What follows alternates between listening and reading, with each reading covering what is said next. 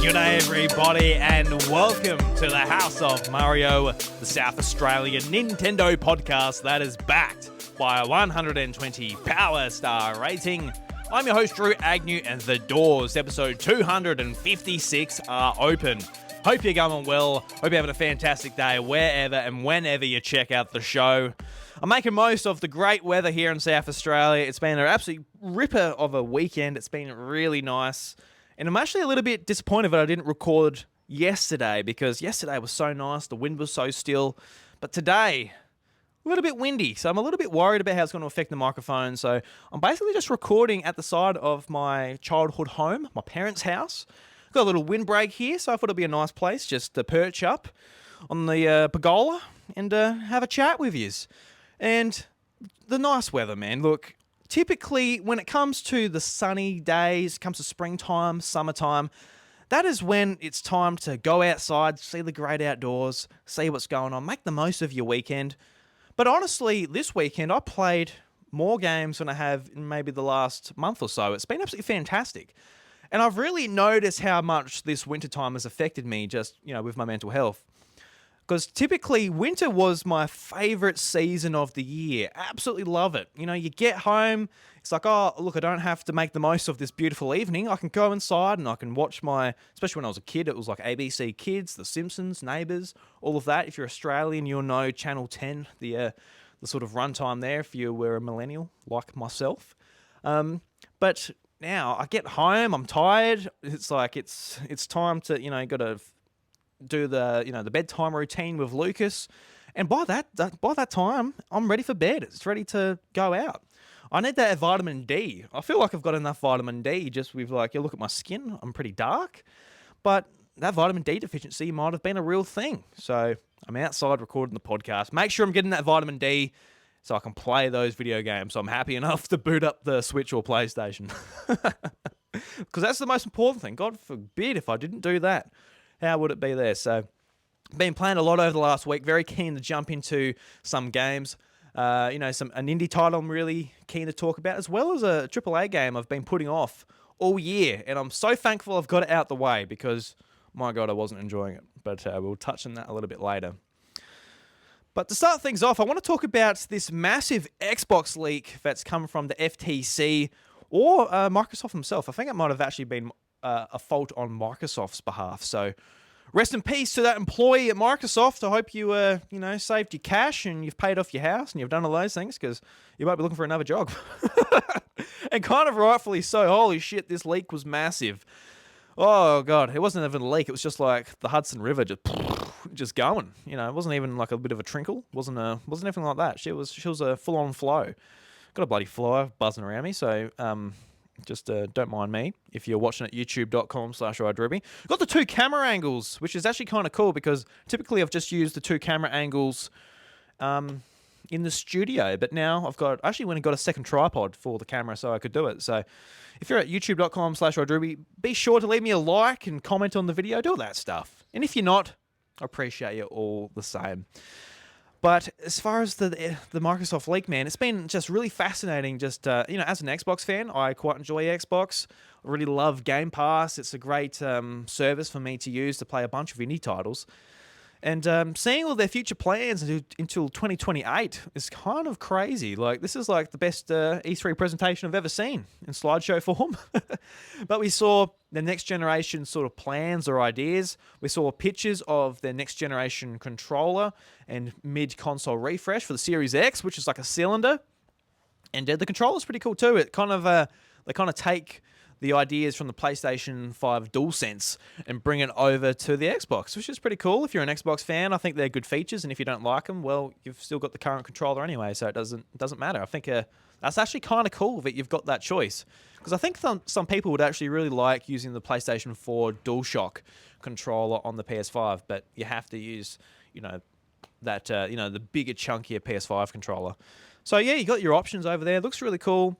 And, all the Bethesda leaks, remakes of, or remasters of Fallout 3, a bunch of stuff. It's all very exciting if you're an Xbox fan. But What relates most to the House of Mario, a Nintendo podcast, of course, you would have seen it, but if you haven't, I'm just going to sum it up quickly here, but Phil Spencer, an email leaked from early 2022, around the time of Animal Crossing New Horizons, where he was in discussions about acquisitions, talking about the acquisition of Bethesda and ZeniMax, their parent company, as well as Warner Brothers, which obviously didn't end up happening, but ZeniMax for Bethesda, that obviously did happen with the acquisition of that publisher.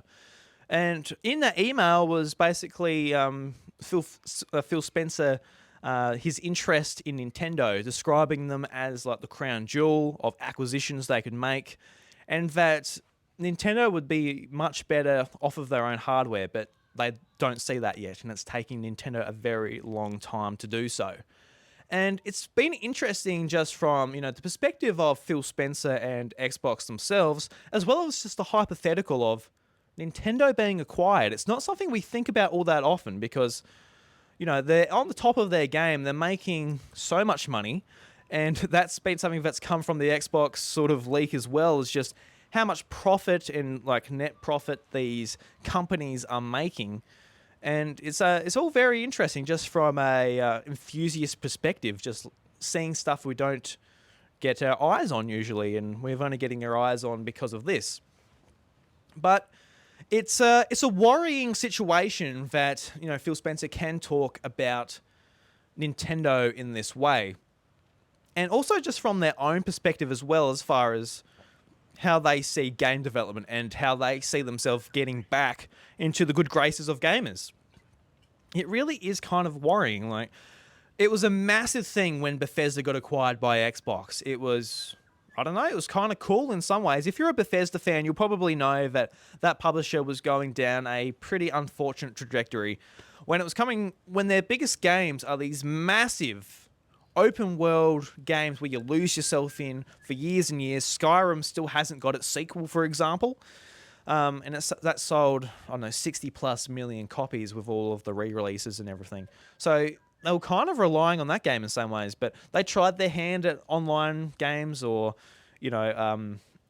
service games, all of this stuff to try and make money, but they were going down like a pretty unfortunate trajectory, and even fans were a little bit disappointed in Fallout 4, all of that. So I think if you're a fan of Xbox and you're a fan of Bethesda, I think that sort of marriage when they got acquired was kind of a good thing in some ways. It made sure that Bethesda didn't have to worry about where money's going to come from because they had the backing of Xbox, and Xbox was able to like really rely on them and put their cash into Bethesda and make their games the best they can possibly be. And I think Starfield is a great example of that. It may not be getting 90 plus Metacritic reviews, all of that type of thing, but it is just an extraordinary game with massive scope and everyone's really enjoying it. So I think that relationship worked really well when it came to the marriage of those two companies.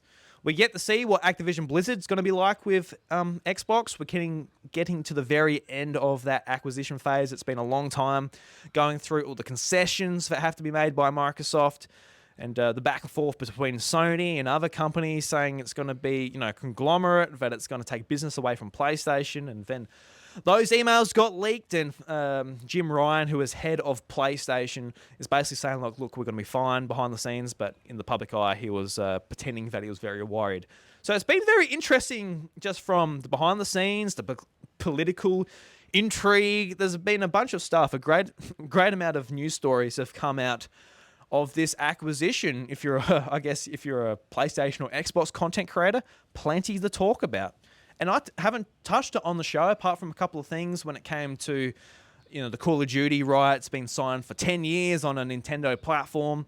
So we will be seeing Call of Duty on Nintendo hardware in the future, which is great. I'm not that excited to play Call of Duty.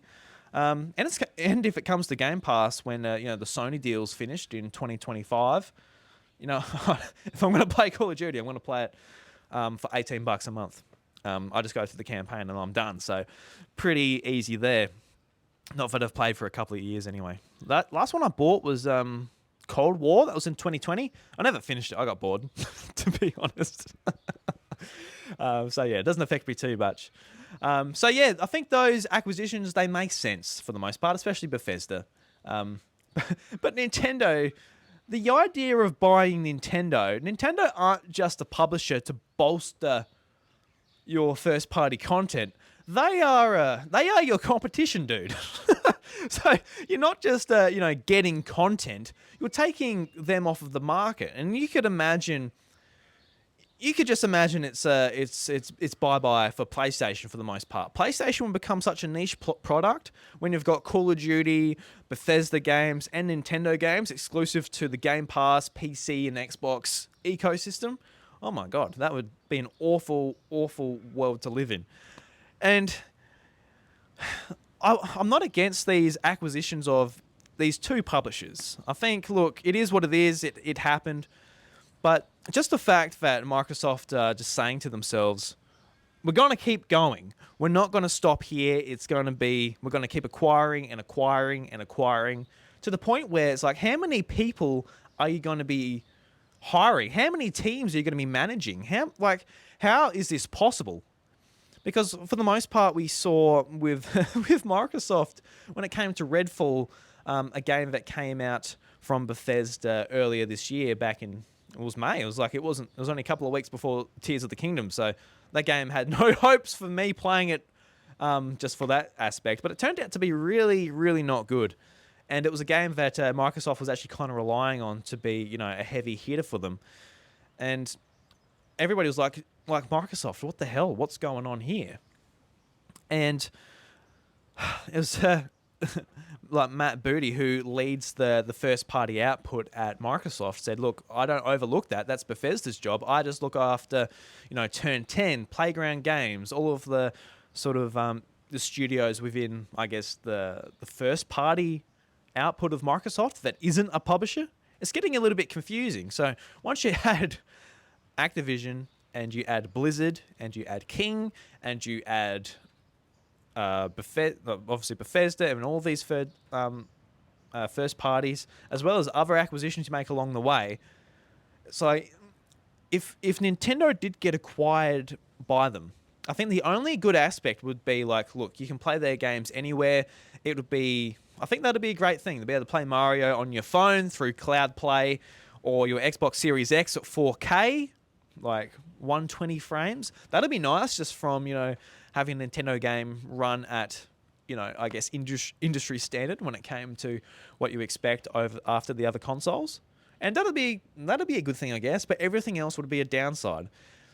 Nintendo just marched the beat of their own drum so hard, and for the most part it turns out to be a really, really good thing.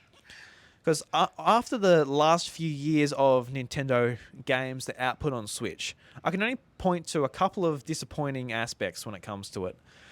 The first party output is absolutely fantastic. We get a game pretty much every month, whether it's a third party deal or it's a second party relationship like what they do with the Warriors games. They use Zelda or Fire Emblem IP and it's exclusive for their platform. Or you're getting big stuff like Tears of the Kingdom, Mario Wonder, stuff like that. But it's only been their Mario sports games with Mario Strikers, Mario Tennis, and Mario Golf, which I can honestly point to and go, absolute waste of money, $80, should not be $80. Should be a part of Nintendo Switch Online subscription service, or it should just be like a $40 game. Like, it should be a cheaper game just because it's cheaper and it's not much content. And yeah. But I do understand from Nintendo's perspective where, they want content rolling out and these games got to be done when they're done. Just so they fit into that narrow gap between Xenoblade Chronicles 3 and whatever happened last year. I can't quite remember. Yeah, because it came out June and Xenoblade Chronicles came out July. So, like, it's got to come out when it comes out. I sort of get that, but very disappointing for me. It was one of the most disappointing aspects of Switch. But I think Nintendo's just done a great job, and we do not want Nintendo to be acquired by anybody. Anybody in the games industry. It would be an absolutely awful sort of outcome for, I guess, the company, and especially Microsoft, where they're just interested in volume. It doesn't seem to be all that much quality. And we will see going into the next 10 years, it will take a while for these studios to be acclimated to just such a massive change, a new parent company. and it'll take a long time to see. But it's been a worrying sort of thought process over the last week. Just been like, this is Microsoft's mindset. They are just looking to acquire IP. They can't build anything themselves. Like Sony have, like Nintendo have, and they're just looking to acquire, and that's fine. I think that's fine. Buy Activision Blizzard, just all that content, all that IP to bring into your staple of games. Same with Bethesda. And like I said, Bethesda, the marriage with Xbox actually makes a lot of sense, going back to the first Xbox with Morrowind, with mods first coming to Xbox One. And that those companies have always aligned up really closely. So yeah, that's fine. But when it comes to Nintendo, man, that would be absolutely massive. And that's just a conglomerate just eating what it can. But fortunately, we don't have to worry about this reality too much, because it's not going to happen. And but who knows? In the future, Nintendo might be in a bad situation and they will have to sell. But I'm also in the mindset that they lived through the Wii U. They sold 13 million units of the Wii U. Absolutely nothing. Their games on Switch sell 20 million plus now, with 125 million install base for Switch, which is just one extreme to another. That's what I was trying to get at. One extreme to another, where it's just like the worst selling console of all time, almost, apart from, whether it's Sega or some other companies. But when it comes to PlayStation, Xbox, and Nintendo, the Wii U is the worst selling console ever. It was insane. And to go to the best selling console ever is just a huge, huge turnaround for Nintendo. And I think rightfully so, with the game output and everything, they've done the right things. And I'm very keen to see what their next generation console is and all of that. And if Microsoft, they just need to do some stuff on their own. I know they set up a studio called The Initiative, and that sort of didn't work out. A lot of big name people joined from the area. It was in Santa Monica, so a lot of people from Sony Santa Monica were poached, and a lot of game devs for big studios are there as well. And they came and they left, and now, what's their name? Tomb Raider. They did. Oh no, I've forgotten their names. That's gonna be embarrassing. One. You're gonna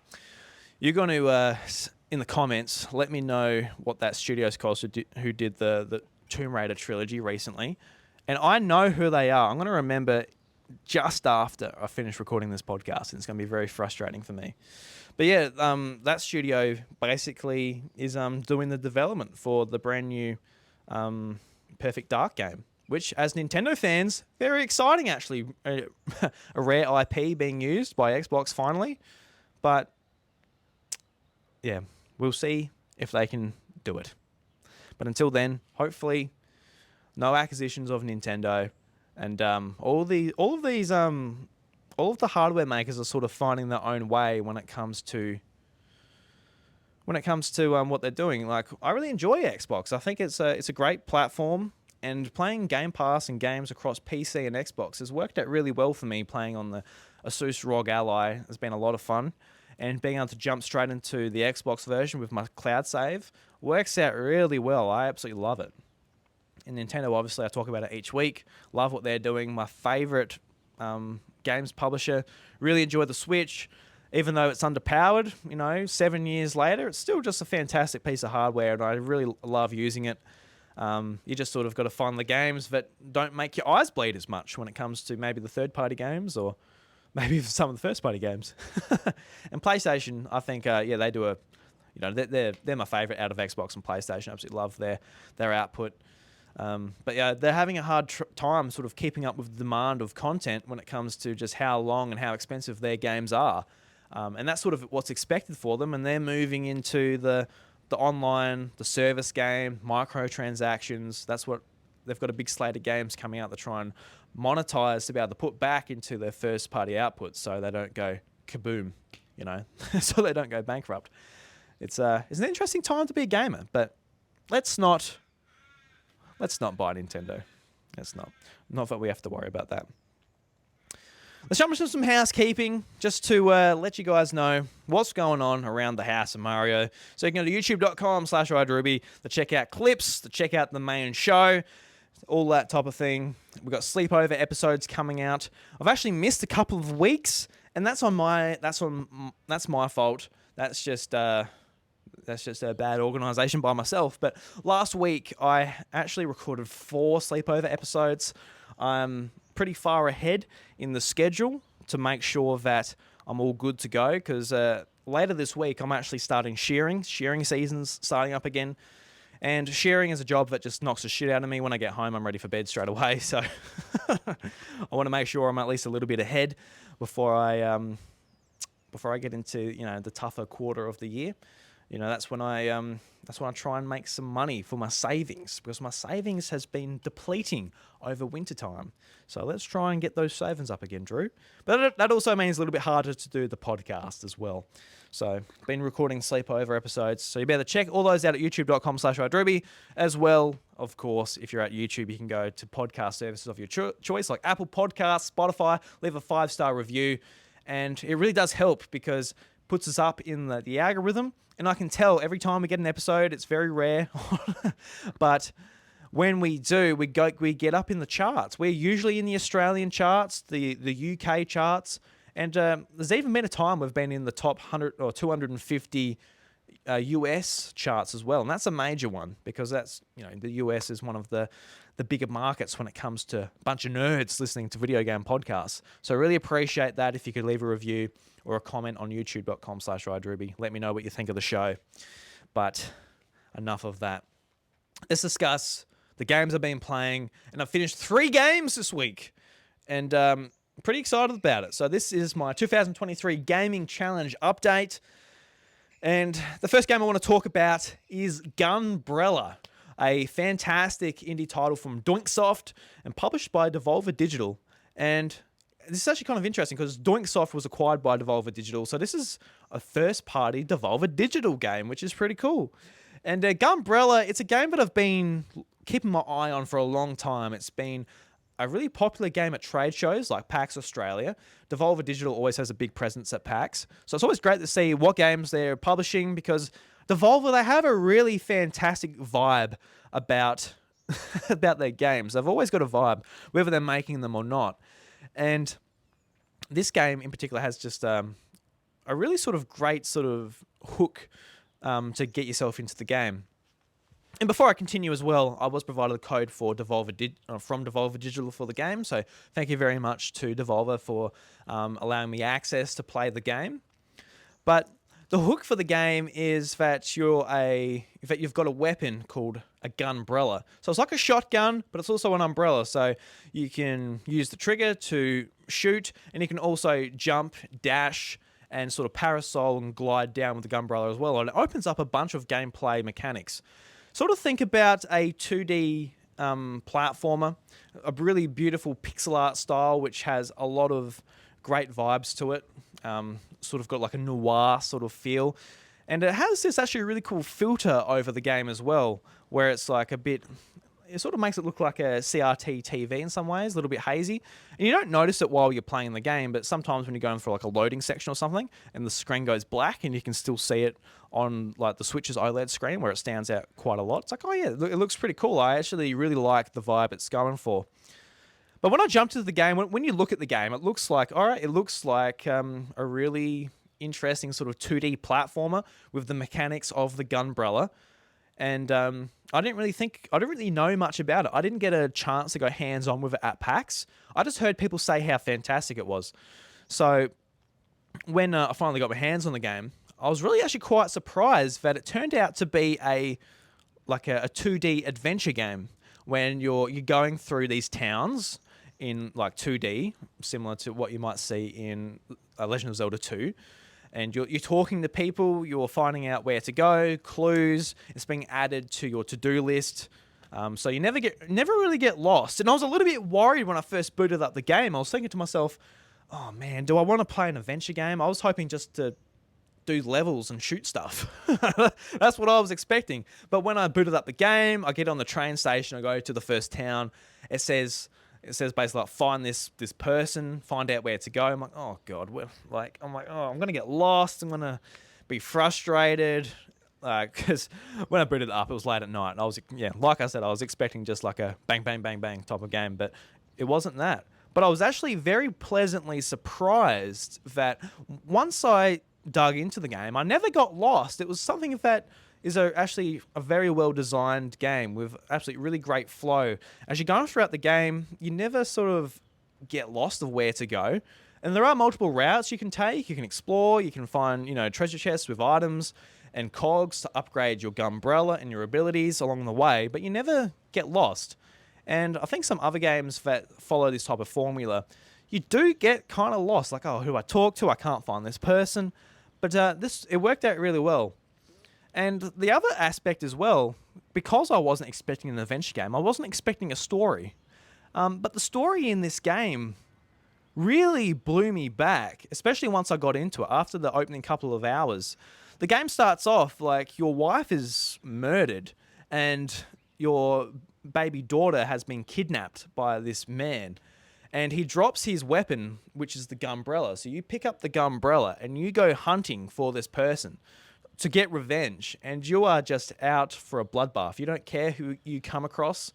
You'll take them out. And along the way, you come across multiple themes that actually are really impactful, and it's one of the most impactful stories this year that I've experienced in a video game. When it comes to like, you run to a cult called Cult 45, which is like doing messed up things, basically bringing back people, and the first boss is just horrific. I'm like, whoa, this game's going places. And then there's a different religion as well, which really sort of plays and revolves around the cult and what they believe in. And then there's also like climate change and sort of aspects touching on how we need to look after the world we have and what happens if we don't. And there's so many themes revolving in this game, whether it comes to what I just discussed there or the theme of revenge in saving your daughter. There's so much there, which is really intriguing. And I was actually, once I finished the game, I went to YouTube. And I actually came across my friend Seth Sturgill's YouTube channel, All In Media, and he actually had a video discussing an alternative ending to the game, and that sort of opened my eyes as well. Just there's so many choices in this game. Well, there's not so many. I think there's like 3, potentially 4. I think there's 3. There's 3 I can think of. But there's 3 choices you can make in this game that actually have a direct impact on people around you and the end of the story, which was fascinating. There's a choice that you can make that I didn't even think about doing. There's a black and there's a white decision to make, but there's also a grey decision that impacts the end of the story. And it's really fascinating. So I commented on Seth's video, and he was actually a little bit disappointed in the fact that a lot of people weren't playing the game. So when he saw I was playing the game, he invited me on for a spoiler cast on the All N Nintendo, All N Media, YouTube channel to go and talk about the game, spoilers. And we talked about it for an hour. And hearing his insight into how he interpreted the story really sort of made me interested. Well, not interested. It really sort of opened my eyes to like, wow, this story was even greater than I initially thought it was. I was really impressed with it. But when I saw like how your decisions can impact the story, decisions that he made that were completely different to mine, it was absolutely fascinating. So story-wise, I think this game gets it done really well. You can finish the game in about 6 to 8 hours. I was in that range somewhere. My Switch only says like 5 or more hours on like my profile, so I can't quite tell. But an absolutely amazing game. Definitely worth the pickup. I think this game is being slept on a fair bit, especially for how fun the gameplay is, which I haven't even touched on yet, and how sort of great the story is for a 2D adventure game. It punches well above its weight, especially if you're expecting like a bit more of a goofy affair from Devolver Digital. If you've watched their presentations and played a few of their games, this game, it touches on a lot of serious themes that impact a lot of us. And even when it comes to like the revenge tale, that's how I would feel if I was a father, if my baby boy got taken. My God. And some of the, I guess how the story wraps up as well. So, man, I could only imagine. But the gameplay as well. Like I mentioned, you got the Gunbrella. That is like probably the biggest selling point of the game. But it's got a unique hook of having a weapon that we've never used before, and it works out really well. The only downside for the game for me is playing Switch on handheld mode, is that you use the Gunbrella, so you're obviously moving with your left stick, and then you're aiming sort of in a 360 orientation with your right stick. And then to shoot the shotgun, you use your right trigger. To do a dash, you use your right bumper. And then you can either jump with the left trigger or you can jump with B, I think it is. And when it came to having to aim my gun for maybe some boss fights where I had to be a bit more precise, and also jumping at the same time, I really wish I had some back paddles like the Xbox Elite controller, or even my PlayStation Edge controller, where it's got little paddles on the back, because I felt myself like getting hand cramps quite a bit, where I'm like, stretching my thumb to that second stick, and jumping with the trigger didn't really feel very natural to me. So a lot of the time I was just naturally going back to the B button, but once your thumb's off the B button, you're not aiming. And I feel like the controls were a little bit cumbersome, but really that's not the game's fault. That's just the nature of playing on Switch handheld mode when you've got to use that second stick. Because a lot of the time with the right stick, you're just flicking it for like a camera angle on like a third-party game, or sorry, a third-person game. When it comes to Mario or Zelda, you just sort of, flicking it around. But if you're playing like a first-person shooter on there, which I don't know if I've played a first-person shooter on Switch. I haven't played Wolfenstein or anything like that on Switch. Or Doom. That's I haven't really played a first-person game on Switch. Have I? I don't know. It doesn't really matter. But with this game, I was getting hand cramps and I was feeling a bit unnatural to go to the jump button. But like I said, that's not really the game's problem. But apart from that, the gameplay is really fun. It can be fast, can be kinetic. You've got different weapons as well within the Gunbrella, so you can have like a bit more of like a machine gun that runs out of ammo really quickly, and then you've got your shotgun, which just like three little bursts, goes boosh, so it's real close range. Then you get sort of other weapons as well. You get grenades, mines that you can use, and I played on normal difficulty, but I can imagine on hard you would probably have to go between them a little bit faster and use them a little bit more. But for the most part, I was all right with the shotgun. But the gameplay, it revolves around doing dashes, jumping, and then you're able to like get around your enemies without being shot yourself. And the Gunbrella, actually, probably one of the coolest aspects is you can use it as a shield. So you hold in the bumper button and it puts up the shield.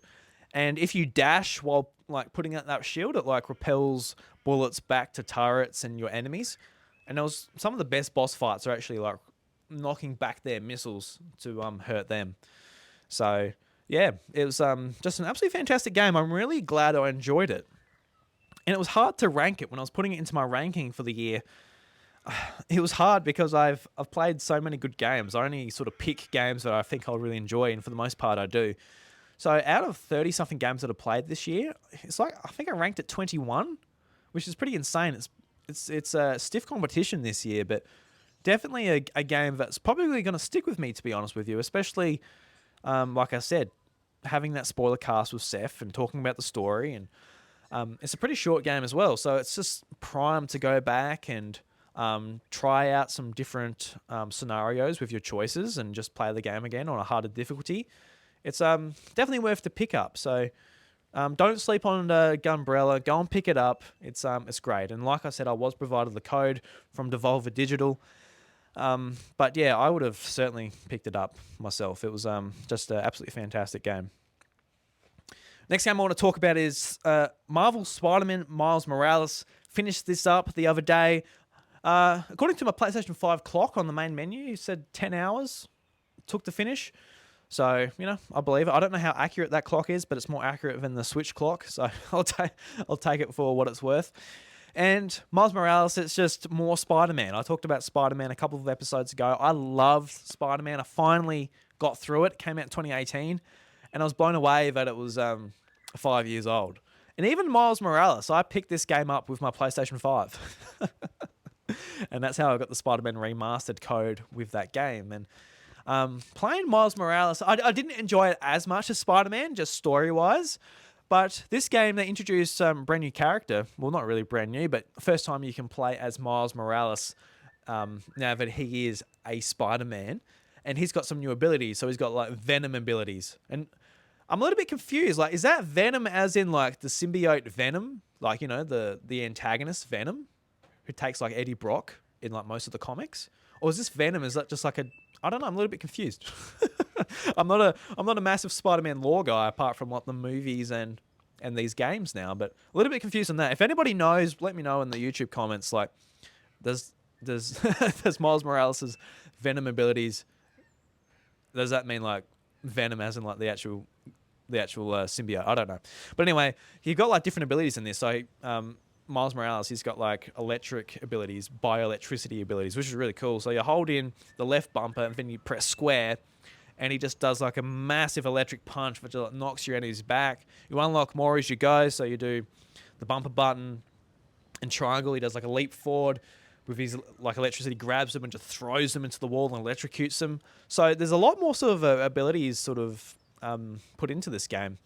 And an ability that I noticed, I probably just missed it in the first one, but you get like taught this in the tutorial, that if you do a jump and you hold in square, you do like you swing from your web and you do like a kick, and you can kick your enemies. And I found that just made my gameplay just so much more fluid when I was playing as Miles Morales. And I assume that's just an upgrade or something that I missed in the first Spider-Man game, but something that really did make a difference for me. So I'm really glad that I was able to play this game. And the story's fun. It's like a smaller story where Miles Morales is Spider-Man by himself. Peter Parker's gone off to Europe, so he's got to take on the Underground, this group by himself. And the end actually made me cry. I didn't expect it, but I guess that's just the dad inside me. I guess I just cried everything. So I cried at the end, and absolutely a great game. So I'm all ready for Spider-Man 2. I can't believe it. I made it. We're ready for October 20th. I'll be able to jump into Miles Morales and Peter Parker's shoes and play that game, because, oh my God, Spider-Man 2 looks awesome. One of my most anticipated games, and of course my other most anticipated game is Super Mario Wonder, which is on the exact same day. So, man, it's going to be exciting. I was actually a little bit worried. This is just a complete tangent, but Chantel, one of her cousins, her 21st birthday is on October 20th, and that's in Adelaide. So that means we'll have to go to Adelaide for the weekend. And I'm like, oh, look, do we have to? Do we have to? And I said to Chantel, I'm like, did she come to your 21st? And she said no. So I'm all about saying, look, don't worry about it. Look, she didn't come to yours, wouldn't have to go to hers. And I guess that's a good sort of question to ask you guys. If somebody doesn't come to your 21st or 30th or, you know, big milestone birthdays, and you don't really want to go to theirs, should you go? Should you feel inclined to? Don't know. I got Spider-Man and Mario Wonder. I guess I could play Mario Wonder still. I'll be like, Chantel, you drive, and I'll play Mario Wonder. Although I get dizzy in the car now. I can't do it. When I was a kid, I used to bring like literally a stack of magazines in my Game Boy, and I used to like just eat up that time in the car. I was just like, yeah, I'm just gonna sit here and read about games and play games. But I can't do it now. I really can't. I get dizzy and sick. I hate it. It's annoying. So I can't even do that. But I would have to drive. No, it's a big thing. So anyway, I'd rather not. I want to play Spider-Man and Mario. And the last game that I beat this week, that I'm so excited I beat, is Dead Space. I did it. This game came out at the end of January, and I finally beat the stupid game. And I hated it. I hated every moment of it. And I use an app called GG, and that's how I do my rankings. I finish a game, I write a review, so I just get my quick thoughts out there. Do a quick rating out of 5 stars because the app offers it. I think scored reviews aren't all that useful, but for the most part, just for me to look back at, I think it's fine just to look back at. I guess talking about scored reviews, when I was talking about like Bethesda being, you know, everybody's poo-pooing it because it's like a 83 on Metacritic. So who cares? It's one of the most ambitious games of the year, of the decade. Leave it alone. I'm sure it's bad in some ways, and people are comparing it to like, I guess, like the shotgun ripple effect on water compared to Cyberpunk and that. It's like, well, Cyberpunk's been out for 3 years and it was way more fucked than that game was. Anyway, that's a tangent. Dead Space. Finished it. I hated it. And I went back to it on, Saturday night, and I was dreading it. I was absolutely not looking forward to going back to it.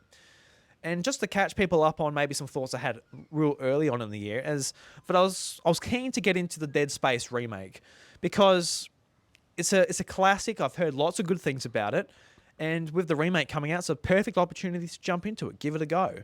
And I was enjoying it for like the first few hours, going from area to area, and just the sound design, the graphics that EA Motive have accomplished with this game, just technically just an absolutely amazing game.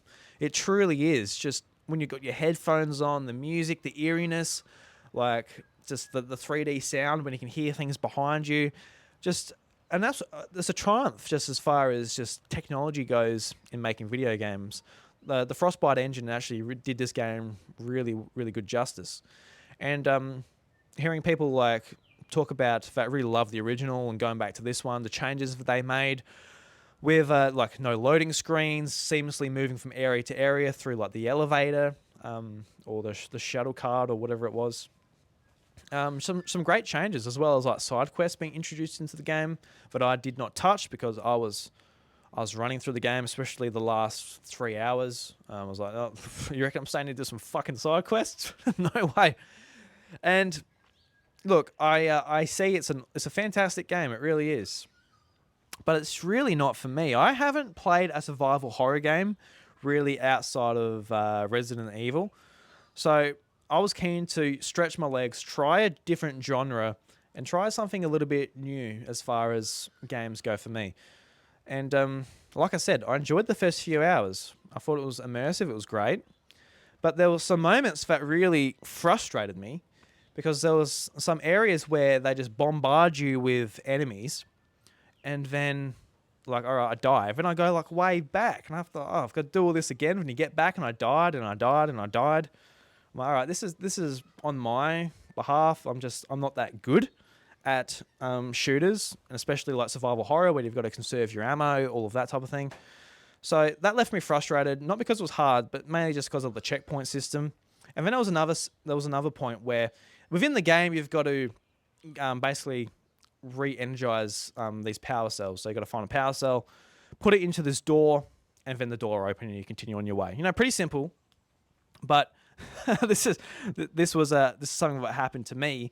Was I picked up one of the power cells. I was going through a room to move it into the next room to be able to open the door. And what ended up happening was a bunch of enemies came to me, and I literally like screamed, ah! Like, I got scared, so I ended up throwing this battery at the enemy, and I ended up killing the enemies, doing what I need. And I'm all right. I'll go and pick up my battery again, and the battery disappeared. And I didn't go back to where I originally picked it up. And I just had no way of progressing. So I'm like, all right. So I had to roll back the game to my last save. And that really frustrated me. So I had those two frustrations, which, they're fine. I'll get through them. I reset to my past save and I did whatever I had to do again, which is always frustrating when you're redoing, stuff in a game. But apart from that, the game, it's a 12-hour game, and that's relatively short for a game. I think that's a nice, concise length for a game. But 12 hours, like, if you're a dad or someone's a little bit busier, you might play 2 hours a night. So it's pretty much a week of being on the ship, the Ishimura, and going throughout the game, being like, oh, the ship's broken. You've got to go to this control panel and open this up. So you go there, stuff screaming at you and trying to kill you. I was like, all right. So you do that. Oh, this is out of power. You go here, you put the power back on. If then someone else comes on your intercom, oh no, buddy, this door's jammed shut. We can't get the fucking the escape pod out, whatever it is. So you go there, you do that, and stuff screaming at you, and after, say, 6 hours of playing the game, I'm like, I've had enough. I've had enough. Like, And along the way, the lore and the story is actually really intriguing, especially for a game that came out in 2008. Like, the game holds up story-wise, and I think that's fascinating, and the way the game ended was interesting enough. There's a bit of a twist, which I didn't even think was a twist. I just saw it coming, so it didn't really surprise me in any way. So, yeah, there was a point where I gave up on the game within the year because I'm like, I just really don't want to play this game where I'm just going from room to room and stuff's just screaming at you and stabbing you, and I'm like, all right, I just really had enough. I'm like, I hate this game. I understand that it's good, that it's technically great. People love it. People into survival horror games think this is one of the best survival horror games of all time, and I don't disagree with them. I just don't think survival horror is for me. I think a survival horror game with an intriguing story that's told in 4 hours, which is like a good sit down, would be great. But 12 hours of that, just screaming in your ears, is just so... Oh, it was such a grind to get through. I've never played a game where I'm like, I hate this. Because usually I'll just let it go. But I'm like, I've played most of it. I want it ticked off. And so the other day, I sat down and I finished it. I'm like, I put it down to story mode. So in story mode, stuff's easier, it dies easier. I think your health actually regenerates by itself. I'm like, I just want it done, man. I am so sick of it. So I went through, and on my my InZone H9 headphones, you can actually hook up your phone to a second channel, so you can listen to music, podcasts, etc., phone calls, whatever, with your game audio as well. So what I had is I was playing music through the headphones. It had the sound effects and that still coming through the headphones, but I was listening to like a running soundtrack with like upbeat music, like pumping. So it's like I pause it, like just on the little button on your headphone when people are talking, some story moments going on, and then I'll continue on my way. But then I'll go into a room, the doors would lock, the alarms would come on, stuff would drop from the ceiling. So then I press the button, and then I'll just have it'll be like a disco, and I'll be like, I'm gonna say like hacking stuff up with a saw blade and blasting meat off with the pulse gun and all that type of thing. It was and that that helped. That made it not so much of it gave me goosebumps every time you hear like, oh Christ, it's another one. So that's how I felt about Dead Space. Out of 5, I gave it 1 star. And when I give reviews on that app, I typically that's how I feel. That's how much fun and enjoyment I got out of the game. And it's not a reflection of necessarily the quality of the game, as if like IGN was reviewing it. But yeah, man, it was something, all right. Christ almighty, it was finally got it done. I'm so glad. Fuck you, Dead Space. I will not be playing another game in the series if they remake the second game or continue on from there. No way. I've done my dash, but now I know. Now I know.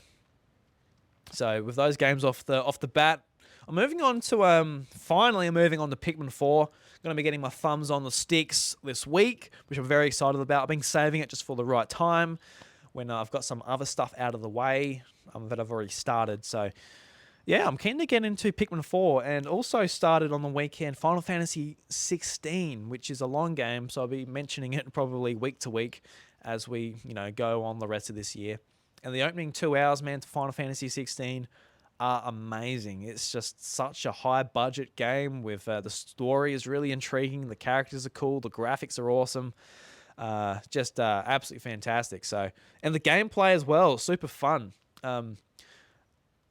There's like some items you can put on which make the game like easier for you, or basically give you assists. And I started off the game like, I don't want to do that. But then there was a section where I'll put them on. And there's an item you can put on. I forgot exactly what it's called, but it's basically you just like mash square, and it does like all the combos for you. And I put that on just to see what the combos are.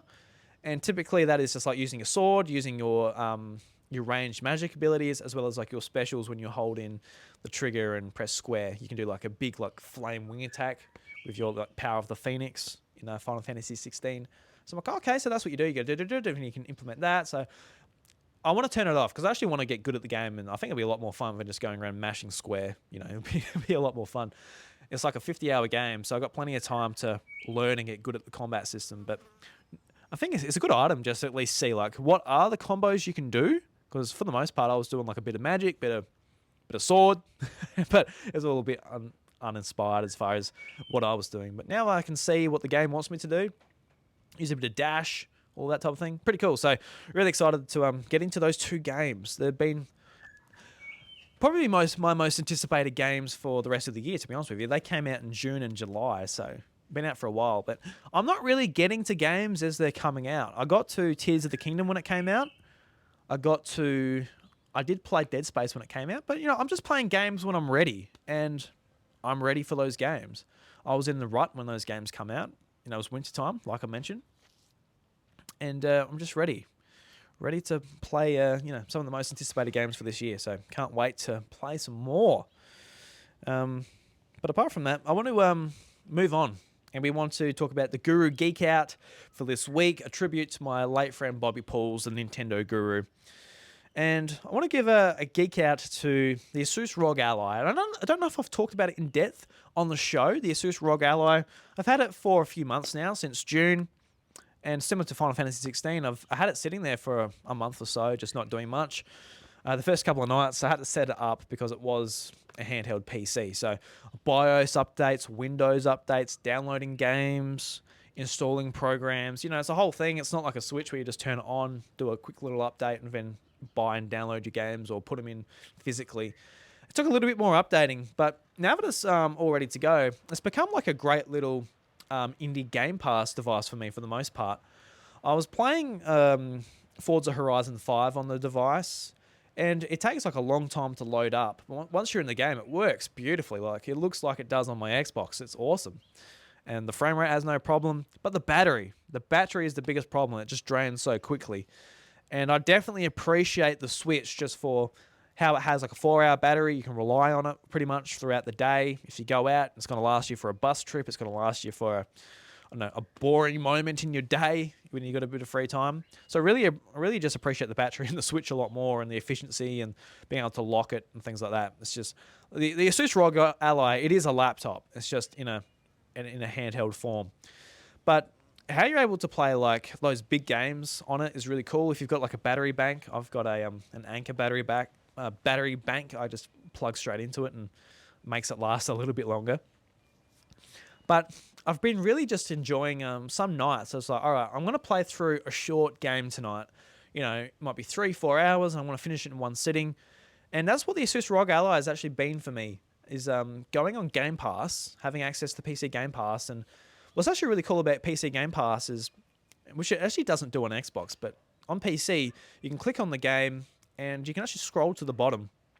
And it's got how long to beat built into the app. So you can actually see all these games like, oh, look, it takes this long to beat the campaign, takes this long to do all the main story and extras, and it takes this long to do the 100% of the game. So it gives you like a rough idea, like, oh, look, this is a 3-hour game, perfect for tonight. It's 9 o'clock. I'll finish up about 12 o'clock, and that'll be great. So that works out really well for me. So a lot of the games I talked about, indie games this year, I've talked about. Actually, I have played on the Asus ROG Ally when it came to a bunch of the stuff I've been playing. And I'm playing actually Bramble at the moment, and it's a game I never heard of, but I saw it on Game Pass. Bramble, I forgot what the full title's called, but you play as like a little boy, and you're looking for your sister. And I had no idea what it was, but you get lost in these woods, even though that your mum told you not to leave your room and go to the woods because there's dangers out there. And it's actually kind of cool because there's gnomes getting around, and they giggle like kids, and it's really unsettling. I really hate it, actually. It's kind of cute at sometimes. Other times it's like, oh, it gives you goosebumps. Like, ugh. These little gnomey kid things. I don't know. I don't like it. But then there's like a section where you end up like in this butcher's room, and he's like carving up meat, and you're wading through it. It's really gross. I'm like, this kind of reminds me of like Little Nightmares in some ways too. But games like that I would have never played if I didn't have Game Pass and I didn't have like a little handheld device that can run that. So yeah, a bunch of stuff I'm really enjoying. I love the Asus ROG Ally. It's fantastic. It's expensive, but in terms of like prices for computers and prices for other things like the Steam Deck and this was it the Legion? there's like a Lenovo Legion product coming out where you can take off the controllers on the side, much like a Switch, and use it as a mouse. So a bunch of these devices are coming out, and they're actually really cool. I'm really happy that the PC space is evolving in this way, and it's all thanks to Nintendo and the innovations they made for bringing handheld gaming back to its prime, I guess, in some ways, showing people that you can play normal AAA, maybe not now, but AAA games in a handheld device. So it's really cool. I hope more companies get on it because it's really cool. But owning one of them is absolutely fantastic, and it's allowed me to just play more games. So I'll talk about Bramble more next week. Played about half of it, so I got like I got like 2 hours left, I think. It's like a 4-hour game. It's set on how long to beat. And Solar Ash as well. That came to Switch and Game Pass. Really keen to jump into that. That was like a PlayStation exclusive for a long time, and I was looking at it. I'm like, that looks awesome, because the first trailer reminded me of one of my favorite games ever, Gravity Rush, and it was actually at a state of play. I'm like, it made me like have a second take because it was in like a montage. I'm like, was that Gravity Rush?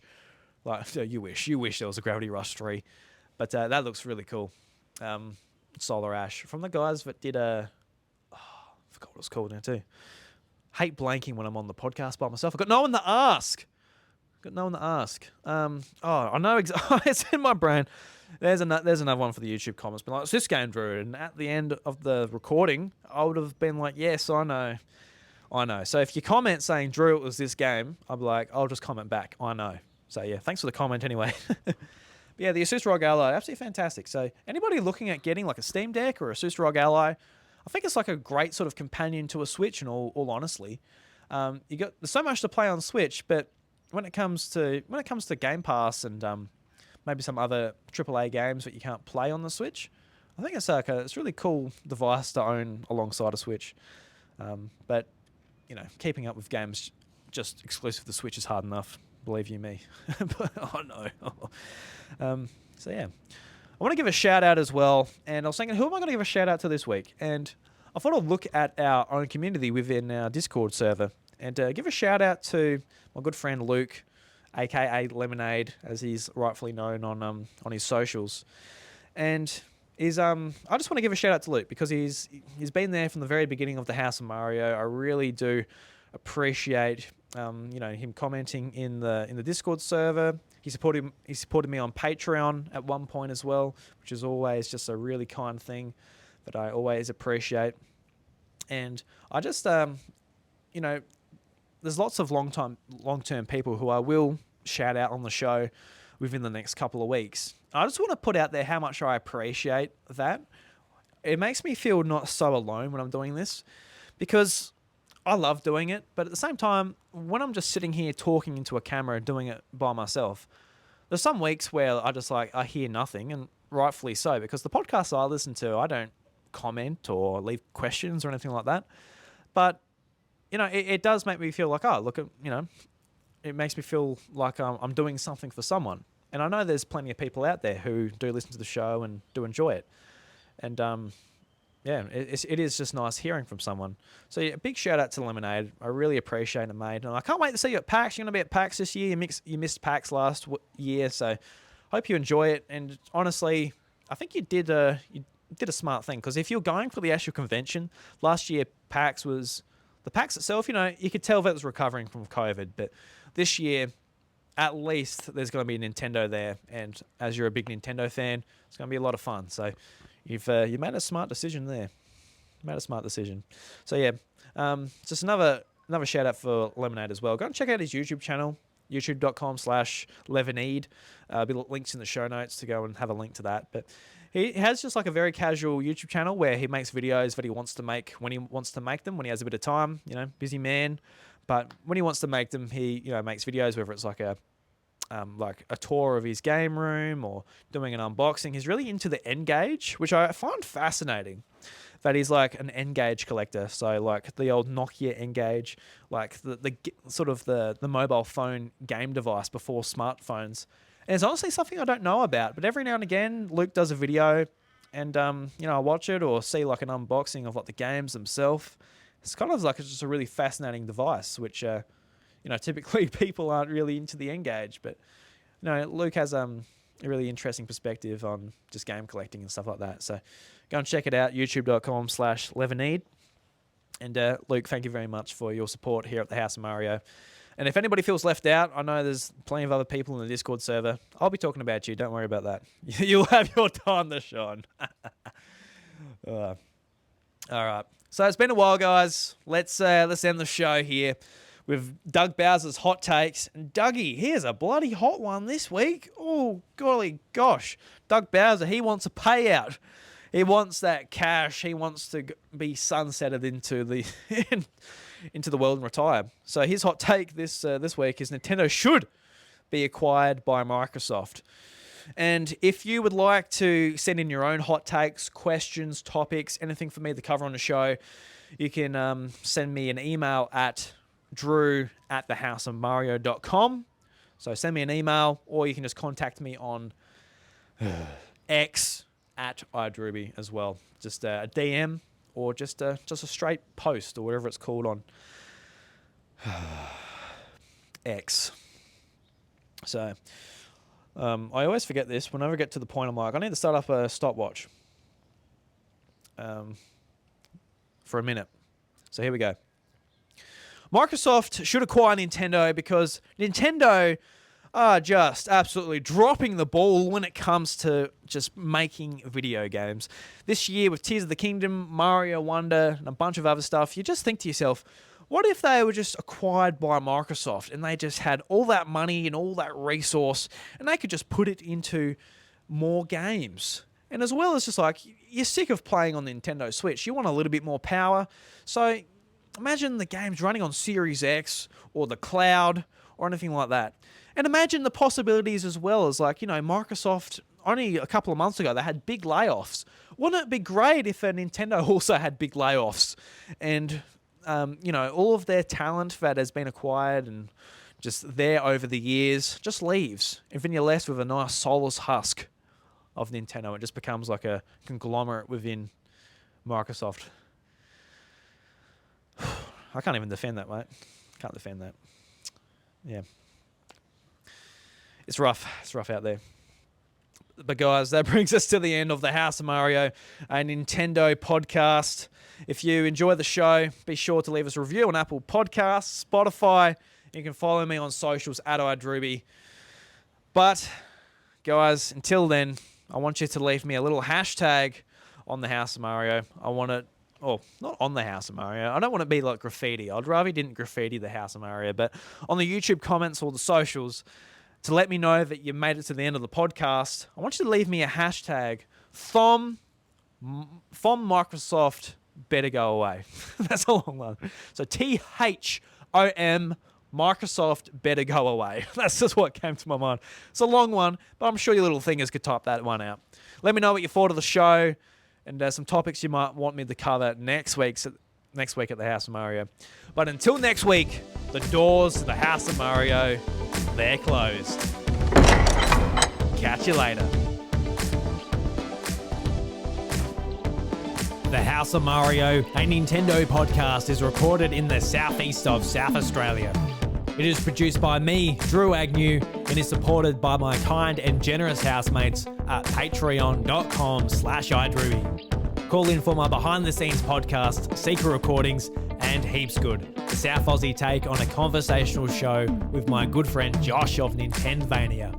A huge shout out to the legends who support me at the iDrewby Patreon Mega Feed tier or higher on Patreon, including Brendan Myers, Oliver Chaston, Samuel Hay, DJ, and Lemonade.